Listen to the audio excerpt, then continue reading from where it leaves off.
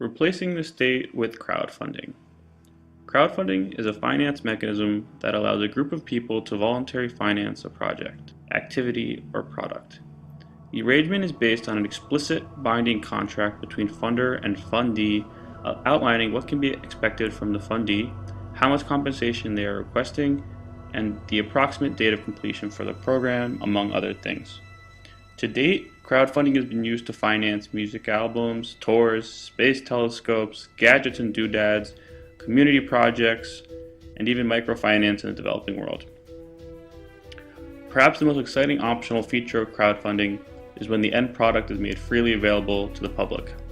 It is here that crowdfunding becomes a truly transformative financing model, effectively eliminating the economic concept of the free rider problem. This is not to say there will no longer be free riders, but that it is just no longer a problem. For items that are infinitely reproducible, like digital music or movies, this seems obvious. If an artist can get paid in advance for his work in return for unrestricted access to the product, the end result is everyone is happy. The artist has been paid what he thinks his work is worth, and now everyone has access to his work. So how can we relate this concept to public services? First, let's look at the current system. Normally, public services are administered through a government bureaucracy, directed by elected officials, and funded through involuntary taxation. This process has worked okay up to now if you're willing to accept the violent and coercive relationship between the state and the individual. That philosophical for some debate aside, the current system also leaves much to be desired. Given advances in communicative technology, there's some serious structural deficiencies in the system.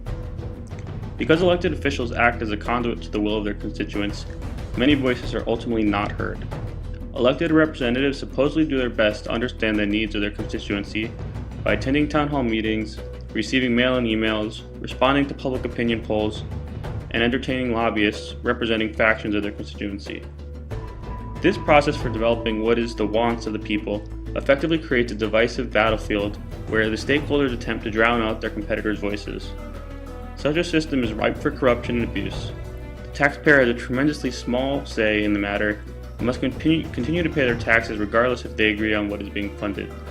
They have almost no incentive to become informed about how their tax dollars are spent, as they can do very little to change the outcome.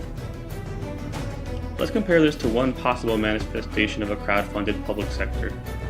In this system, the individual taxpayer, or perhaps even voluntary contributor, is the focal point of action. Unlike the current state-run system, it will ultimately be the decision of each individual what services they find worthwhile in funding. As a result, multiple different parties will vie for each individual's funding and/or support. This will include input from elected officials, lobbyists, the agencies and departments themselves, as well as from the media, friends, and family. Each individual will have to make a benefit analysis for each public dollar they spend.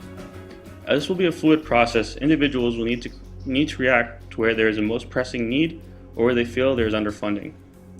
While one person is not likely to finance every program or agency available, having each individual financing the programs they deem important results in a situation where everyone is able to benefit from the funded public programs. Some things to briefly consider. There is no reason in such a system a person cannot designate someone else to allocate their public funds.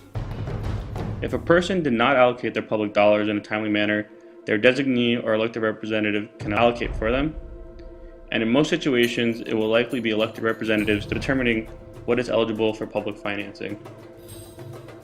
As perhaps you can see, there are a number of improvements over the current state-run system. Control over the most critical piece of the political system, spending, becomes decentralized. The resulting system is less prone to corruption, empowers the individual, and promotes greater levels of transparency, ownership, and accountability into government. Notably, in such a system, it would be impossible for there to be a budget deficit. For those that have already pondered the stateless society and buy into the concept of polycentric law and all that goes along with it, I'd like to point out how crowdfunding is better suited for a seamless transition from state to post-state. I think in many ways, crowdfunding services that have been typically considered public will make the transition more palatable to the masses. Let's take the example of the police or private defense company. The number one concern that you hear for those that consider a privatized police force is what happens to those that are too poor to afford protection. The concept for justice for all is deeply ingrained Created using Powtoon.